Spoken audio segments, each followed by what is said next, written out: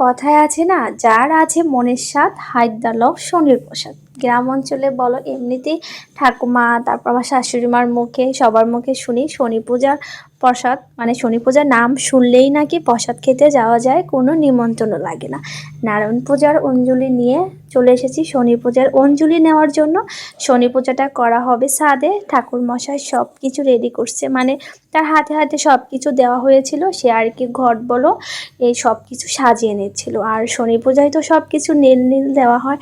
শনি পূজাটা যেহেতু একদম ছয় সন্ধ্যায় করা হয়, সব কিছু রেডি করতেছে। এখন মনে হয় 6টা থেকে 6:30 এরকম হবে। সব কিছু রেডি করে পূজায় বসতে বসতে একদম ছয় সন্ধ্যা হবে। একদম ঠিক টাইমে পুজো করতে বসেছে ঠাকুরকর্তা। সারাদিনে যে গরম ছিল ছাদে আসার পর সেটার অনুভূতি হয়নি। আর এই যে পুজো প্রায় শেষের দিকে, এখন আমরা অঞ্জলি নিব। অঞ্জলি নেওয়ার শেষে তো তোমার হচ্ছে প্রসাদ খাবো। আর গরমের মধ্যে মনে হয় গলাটা খা খা করছে শরবতের জন্য। শরবত বানানো হয়েছিল, কত মানুষ দেখো, সবই হচ্ছে আমাদের বাসার ফ্ল্যাটের মানুষ। আর এই যে পিসিটাকে দেখতে পাচ্ছ, সে কিন্তু ভীষণ হাসি খুশি একজন মানুষ। তার সাথে যদি তোমরা কেউ থাকো, না হেসে একদমই পারবে না। তার কথা মানে কথা শুনলে এমনি হাসি চলে আসে। বিয়ের পর থেকে তো তাকে আমি এমনই দেখছি, প্রচণ্ড হাসে, সবাইকে হাসাতেও পারে।